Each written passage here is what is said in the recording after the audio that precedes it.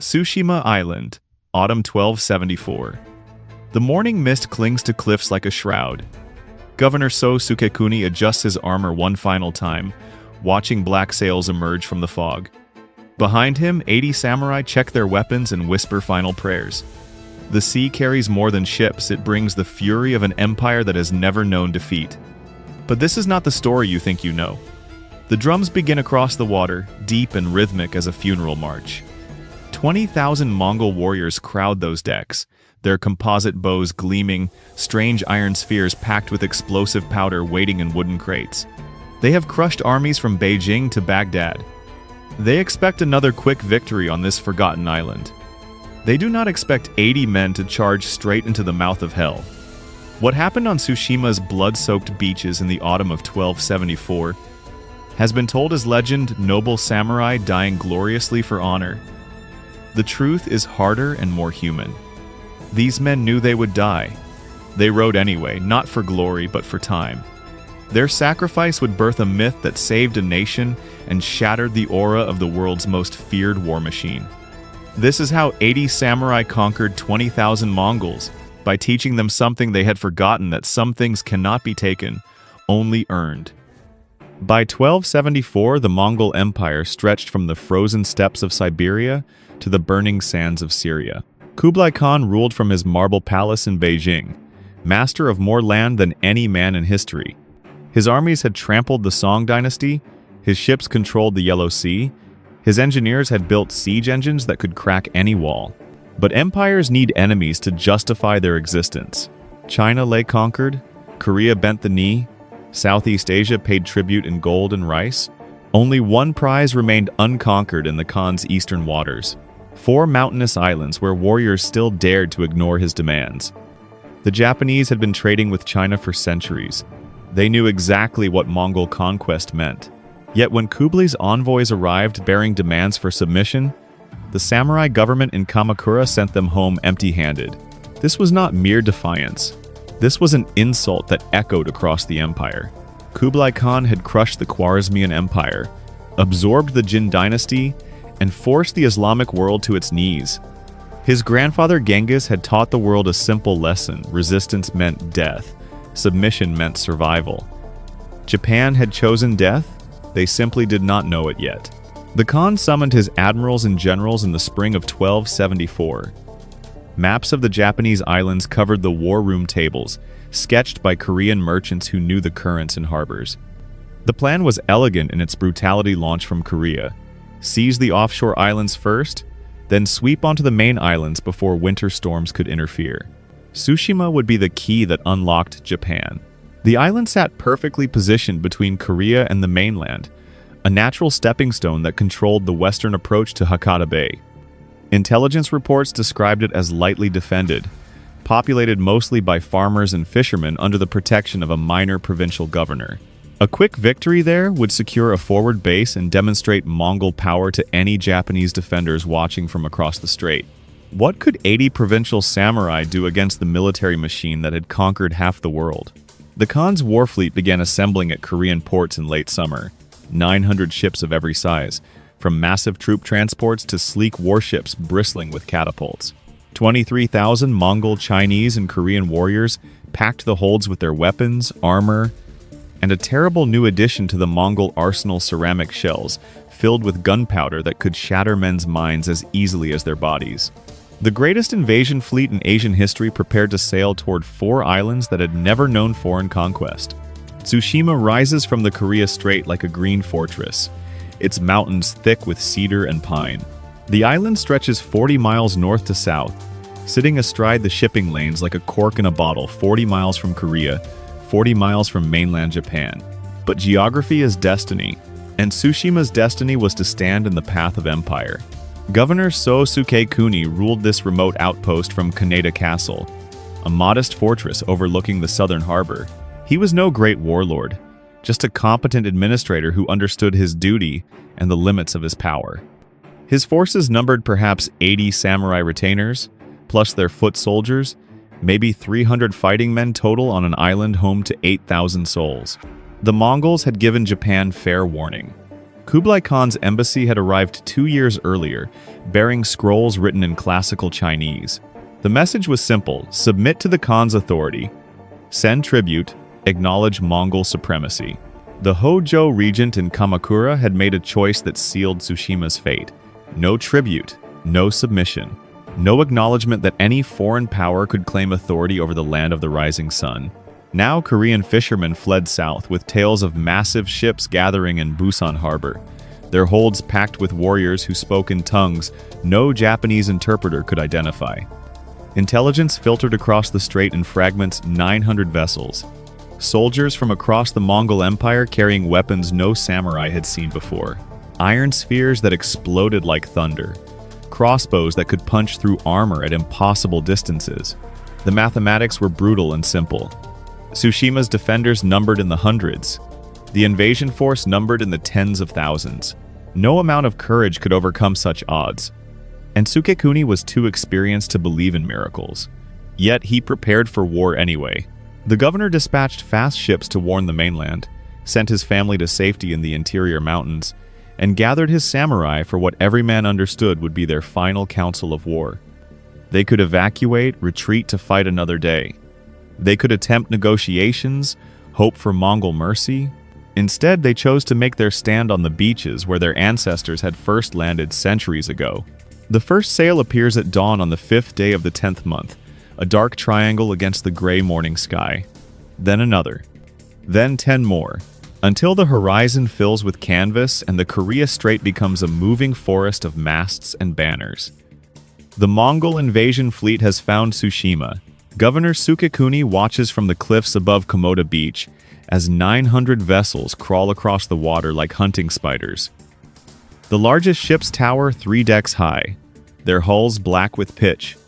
The sound reaches the island before the ships do 20,000 voices, speaking in a dozen languages, the creak of rope and timber, the splash of oars cutting through autumn swells. This is the noise of empire, vast and patient and utterly certain of victory.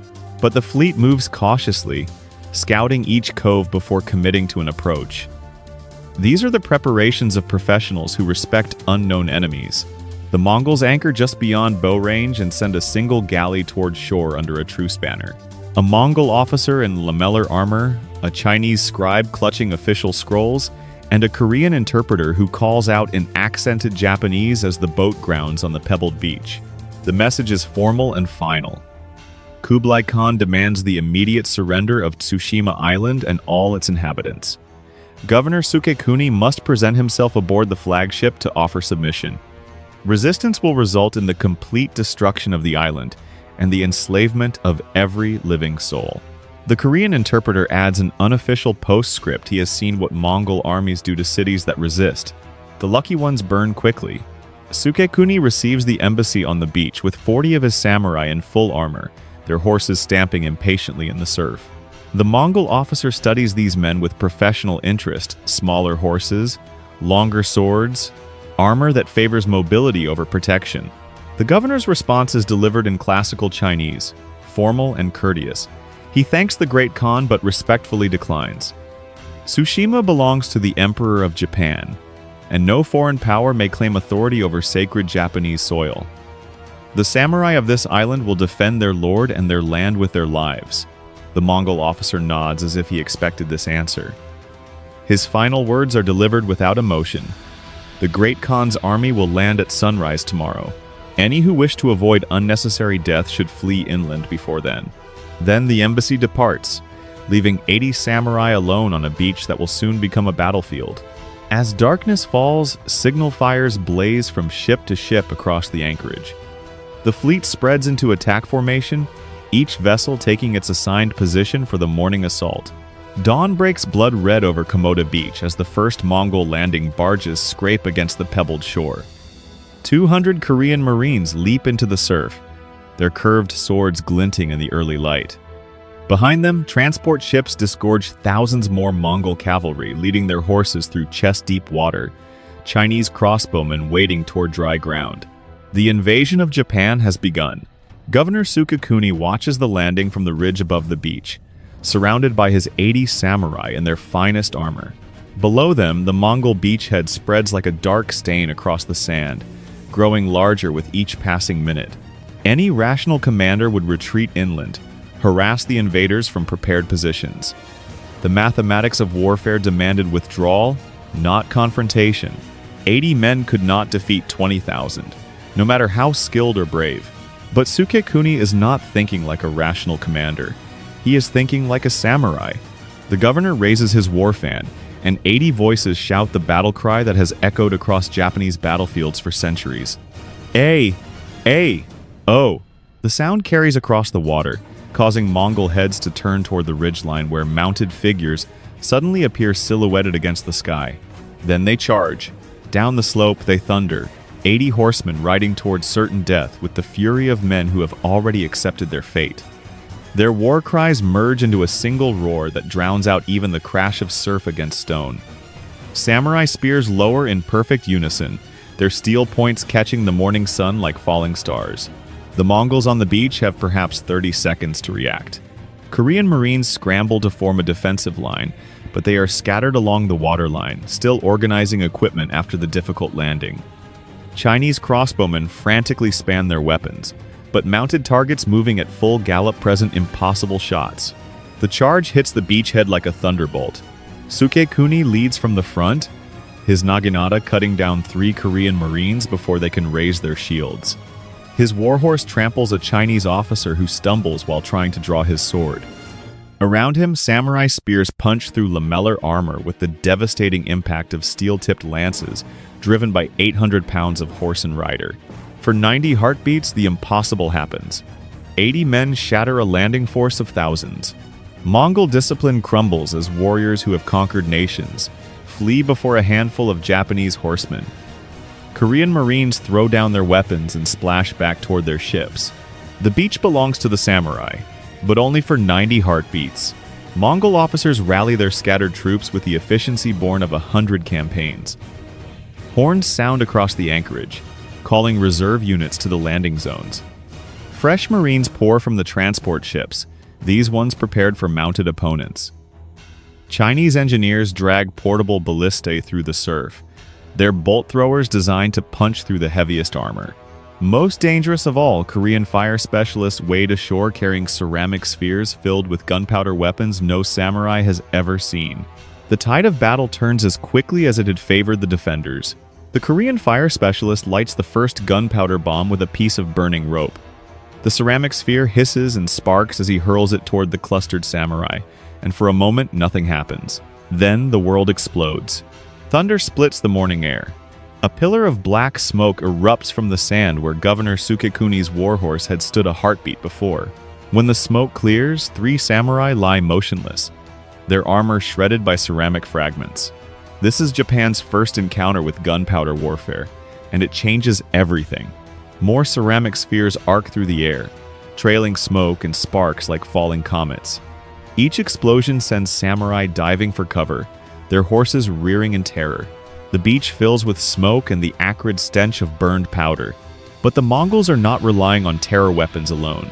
Chinese crossbowmen have formed ranks behind portable shields, their weapons spanning with mechanical precision. Korean Marines advance in tight formation. Mongol cavalry splash ashore with their composite bows already strung, ready to demonstrate the mounted archery that has conquered half the world. What comes next is not a battle.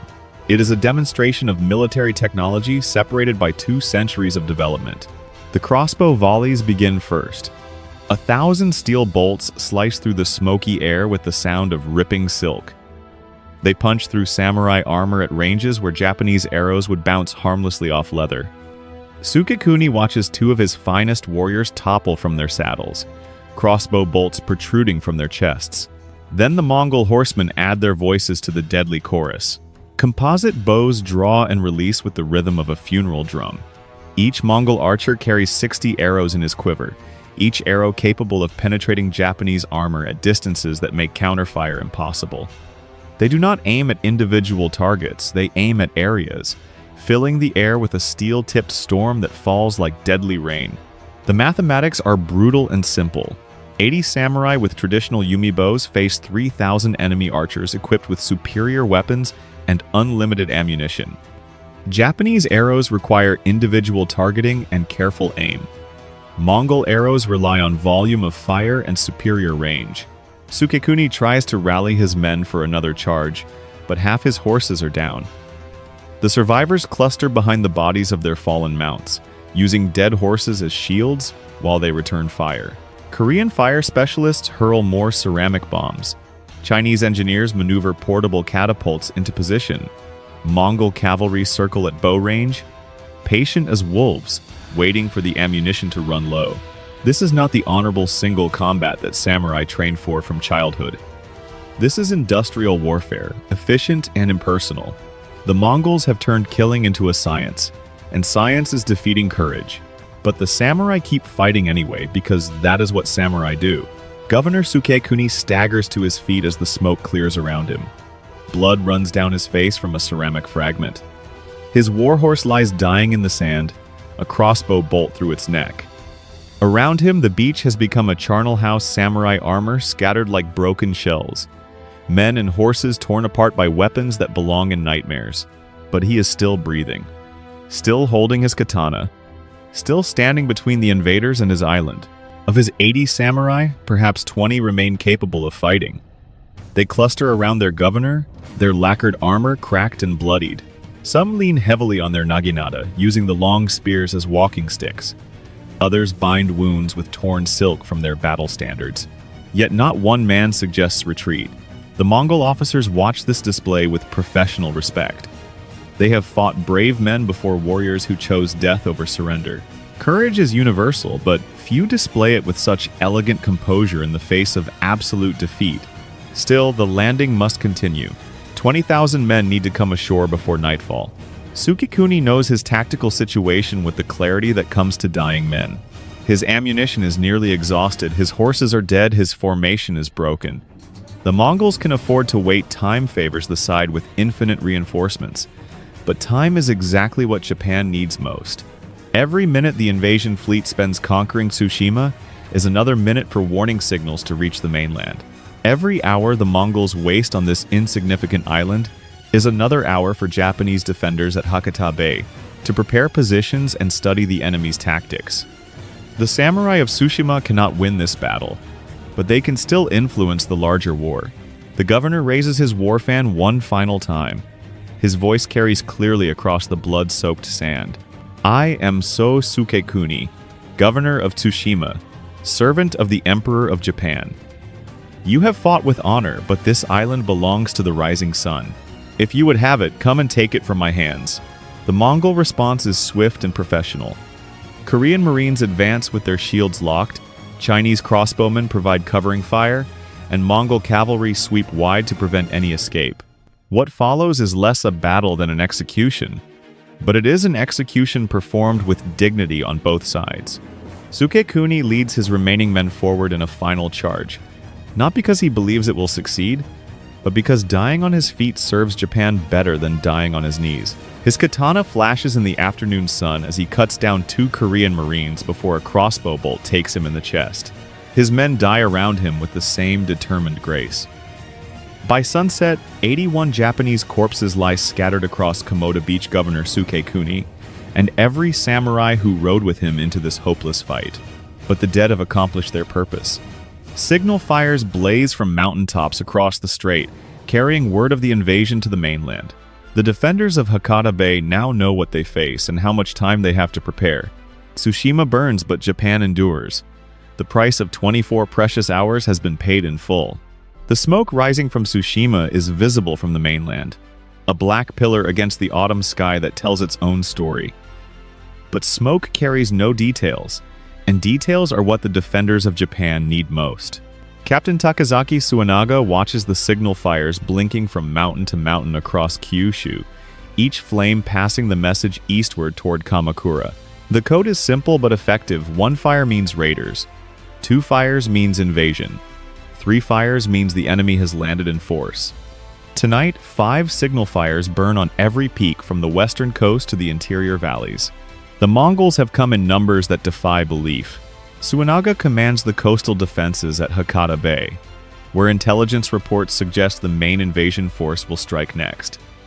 His position overlooks the broad beaches where Korean merchants have landed for centuries. Now, those same beaches await a different kind of cargo. 20,000 warriors equipped with weapons no Japanese defender has ever faced. But the samurai of Tsushima have bought their countrymen something more precious than time. They have bought knowledge. The first refugee ships arrived before dawn. Fishing vessels overcrowded with civilians who fled Tsushima's interior villages. Their reports are fragmentary but consistent explosives that thunder like gods, crossbows that punch through armor at impossible ranges, cavalry tactics that rely on mobility rather than individual combat. More valuable still are the accounts from Korean merchants who witnessed the beach assault. They describe the Mongol landing procedures in detail, how the fleet anchors beyond bow range, how Marines establish beachheads while cavalry waits in reserve, how Chinese engineers position their siege weapons to support the advance. The enemy follows a pattern, and patterns can be countered. Suenaga summons his war council at sunrise. 40 samurai gather in the temple compound overlooking Hakata Bay, their armor glinting in the early light. Maps of the coastline cover the wooden tables, marked with tides, wind patterns, and depth soundings. The tactical situation is stark, but not hopeless. The bay offers multiple landing sites, but only 3 are suitable for large-scale operations. Each beach can be defended, but not with traditional Japanese tactics that rely on individual prowess and mounted charges. The Mongols have demonstrated that massed archery and explosive weapons can shatter any cavalry attack. Japan must learn new ways of war, and learn them quickly. Suenaga's plan is elegantly simple. Instead of meeting the invaders at the water's edge where Mongol advantages are greatest, the defenders will fall back to prepared positions on higher ground. Stone walls will provide cover from crossbow volleys. Hidden archery positions will allow Japanese bowmen to strike without exposing themselves to return fire. Most importantly, the beaches themselves will become weapons. Korean engineers in Japanese service explain how underwater obstacles can damage landing craft. Sharpened stakes driven into the sand at low tide will remain invisible until enemy ships ground themselves on them. The Mongols expect another easy victory like Tsushima. Instead, they will find an enemy that has studied their methods and adapted accordingly. But adapting takes time, and time is running short. Within days, perhaps hours, 900 ships will appear on Hakata Bay's horizon. The signal fires burn all night, carrying messages across a nation preparing for war. The Mongol fleet appears on the 14th day of the 10th month, a forest of black sails stretching from horizon to horizon. Captain Suenaga counts the masts through his field glass, 800 vessels, maybe 900, carrying the largest invasion force in Asian history toward the beaches of Hakata Bay. But these beaches are no longer defenseless. Stone walls now crown every ridge overlooking the landing sites. Trenches zigzag down the slopes, designed to channel enemy cavalry into killing zones. Hidden archer positions dot the hillsides. Most importantly, the beaches themselves bristle with underwater obstacles, sharpened stakes driven deep into the sand, positioned to tear the hulls from any ship that approaches at high tide. Japan has learned from Tsushima's sacrifice. The Mongol fleet anchors just beyond bow range, exactly as the refugees predicted. Signal flags flutter between the command vessels as officers coordinate the assault. Korean pilots study the coastline through field glasses, mapping safe channels through the obstacles they can see and missing the ones they cannot. The first landing barges launch at dawn, loaded with Korean Marines and Chinese crossbowmen. They row steadily toward the central beach, their formation tight and disciplined. Then the hidden stakes begin their work. The lead barge strikes the first obstacle 50 yards from shore. Sharpened bamboo punches through the hull like a spear through silk, and seawater pours into the vessel faster than the crew can bail. The barge founders in chest-deep water, spilling Marines into the surf with their armor dragging them down like anchors. More barges follow, and more strike the underwater forest that Japanese engineers have planted during 2 weeks of preparation. The carefully planned assault dissolves into chaos as rowing formations break apart to avoid the obstacles they can now see beneath the surface. But Mongol commanders adapt quickly. Signal flags order the remaining barges to land on the northern beach, away from the main obstacle field. Korean Marines splash ashore and begin forming defensive lines. The landing succeeds, but it succeeds behind schedule and in the wrong location. Japanese defenders exploit this disruption with tactics learned from bitter experience. Instead of charging directly into crossbow range as they did at Tsushima, samurai archers remain hidden behind stone walls and pepper the beach with carefully aimed shots. Korean Marines find themselves pinned between the water and an enemy they cannot see. Chinese crossbowmen return fire, but their steel bolts shatter harmlessly against stone barriers designed specifically to stop them. Mongol cavalry finally reaches the beach only to find that their horses cannot charge uphill through trenches, designed to break momentum and funnel attackers into prepared ambush sites. For 6 hours, the most successful military machine in history struggles to advance 200 yards inland. Then the weather changes everything. Dark clouds have been building on the western horizon since midday. The wind begins as a gentle breeze that makes the battle standards flutter. Within minutes, it becomes a gale that bends trees and sends loose equipment tumbling across the beaches. The first typhoon to hit Kyushu in 3 years arrives with perfect timing. Rain begins falling in sheets that reduce visibility to a few yards. Wind howls across the exposed beaches with enough force to knock armored men off their feet. The carefully organized Mongol beachhead dissolves as soldiers seek whatever shelter they can find. But the storm saves its real fury for the ships. 900 vessels riding at anchor suddenly find themselves in a maritime hell. Anchors drag across the seafloor as hurricane-force winds drive ships toward the rocky coastline.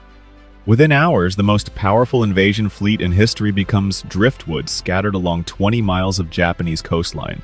The storm that saves Japan lasts 3 days. When it finally passes, the beaches of Hakata Bay are littered with the wreckage of Kublai Khan's ambitions. Broken ships, drowned horses, siege engines buried in sand. The Japanese call it kamikaze divine wind. The Mongols call it the end of their dreams of eastern conquest.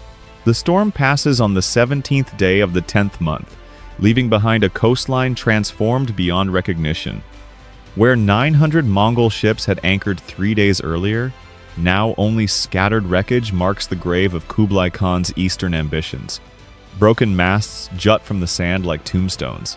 The bodies of war horses wash ashore with each tide. Captain Suenaga walks among the debris at dawn, his boots crunching on fragments of Korean pottery and Chinese crossbow bolts. The greatest invasion force in Asian history has been reduced to flotsam, scattered across 20 miles of Japanese beach.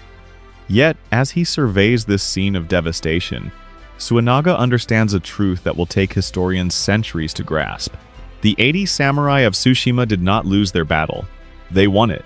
This is not the victory that songs celebrate or artists paint.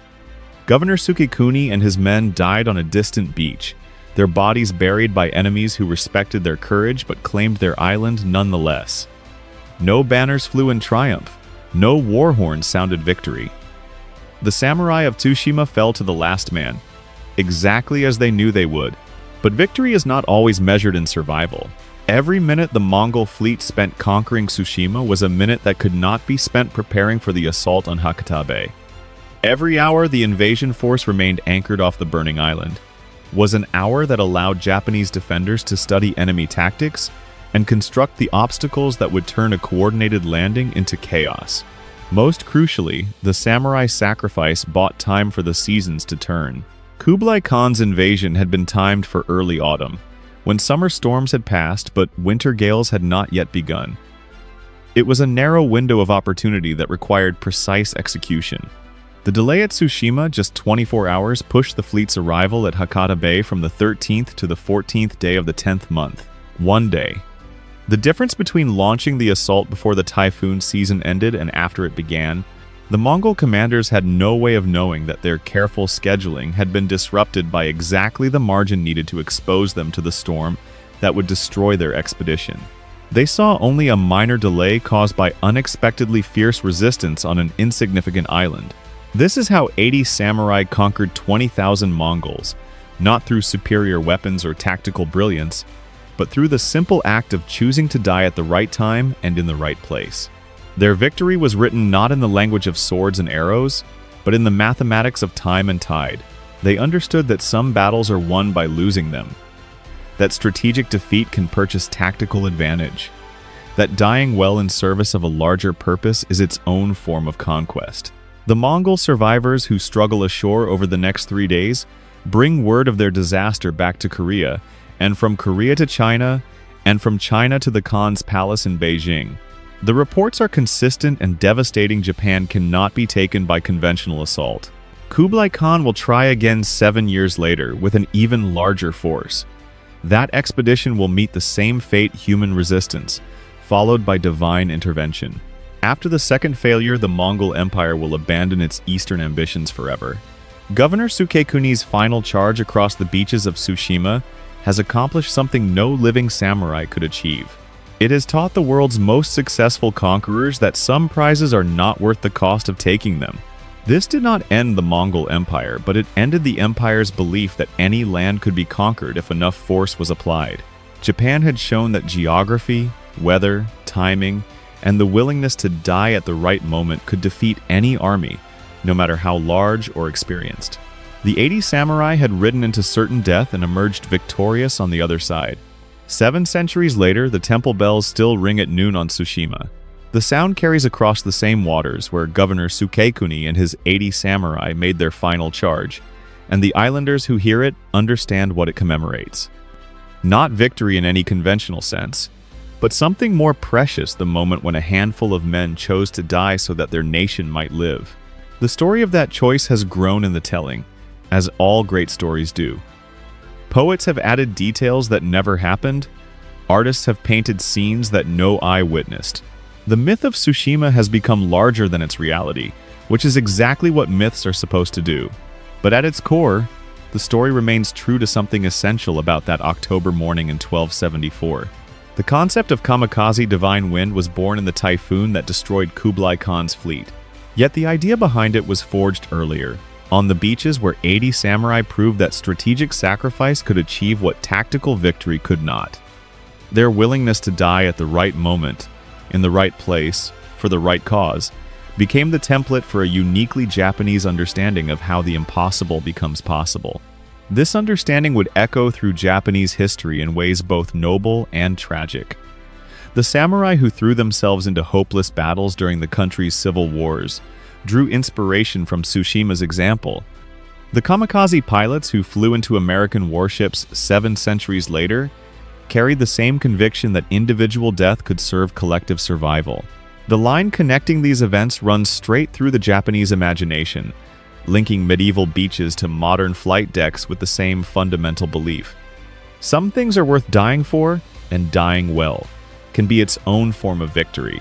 The Mongol Empire learned its own lessons from Tsushima. After the second invasion attempt failed in 1281, destroyed by another typhoon that arrived with almost supernatural timing, the Mongols never again attempted to conquer Japan. The strategic calculation was simple. The cost of success exceeded any conceivable benefit. This was perhaps the samurai's greatest victory. They had not merely repelled an invasion, they had changed the strategic thinking of the world's most successful military power. Japan remained unconquered, but more importantly, it remained untested. The myth of Japanese invincibility grew in the absence of challenges, fed by stories of divine protection and warrior spirit that became self-reinforcing truths. The temple bells that ring on Tsushima today call to memory more than just a medieval battle. They commemorate the birth of an idea that would shape a civilization, that geography, timing, sacrifice, and divine favor could combine to make the impossible not merely possible, but inevitable. Governor Sukekuni and his samurai could not have foreseen the centuries of consequences that would flow from their 24 hours of resistance. They fought for simpler things: duty, honor, and the hope that their sacrifice might buy their countrymen time to prepare better defenses. They succeeded beyond their wildest dreams, and created a legend that became its own kind of reality. The bells ring at noon, and the memory endures.